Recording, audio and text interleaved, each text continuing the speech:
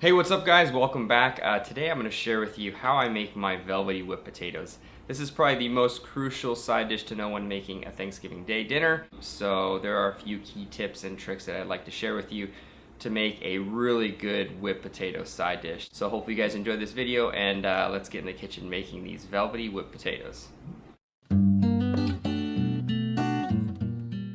Alright, so the first thing you're going to do is, of course, peel your potatoes. I like to use Yukon Golds just because they have a really beautiful yellow, buttery color to them.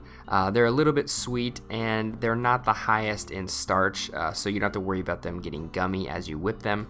Also, when you're done peeling them, make sure that you have a bowl of water to rest them in, just because potatoes tend to oxidize really fast and get nasty brown color within minutes. So resting them in water will prevent that.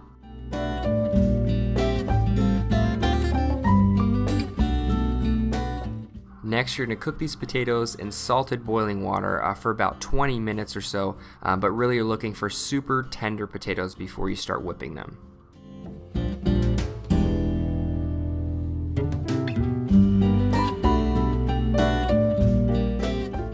Here I'm just going to slice up some chives for a little bit of garnish on my potatoes, and it's going to add a nice little spicy onion flavor as well.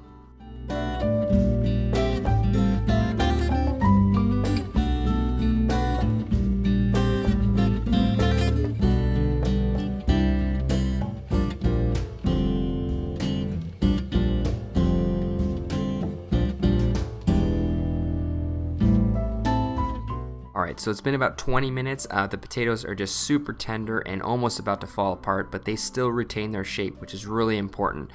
You want to make sure that they still have some integrity left, because if they start breaking apart as you're boiling them, they're just going to be saturated with that starchy water and they'll almost have a grainy taste to them. So make sure you keep an eye on that. Once they're done, take them off. Give them a quick mash before you add your butter and your milk. But once you've done that and sort of breaking them apart, you can start adding your milk and your butter. Make sure it's slightly warm before you do that, because you don't want to cool down your potatoes as you're mixing. You want to keep them as hot as possible throughout the mixing process.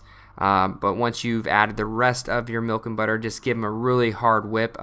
Put some elbow grease into it, and they should almost just puree. As long as you've cooked them properly, they'll literally just fall apart, and you won't need a mixer or a blender for this. Alright, so once you're done mixing your potatoes, now it's time to plate.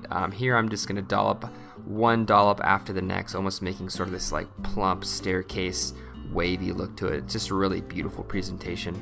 Also, I'm going to garnish it with the chives that I sliced earlier, which is just absolutely delicious, giving it sort of a spicy onion flavor going on.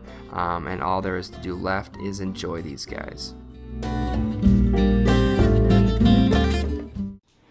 Oh boy, mashed potatoes, man. It doesn't get any better than this. I am a sucker for mashed potatoes.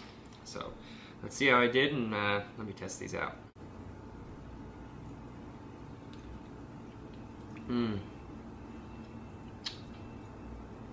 Wow, that is good mashed potato.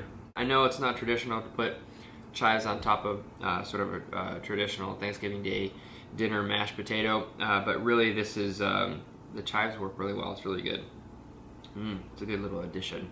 Plus it gives a little color, kind of spruces it up. It's good stuff.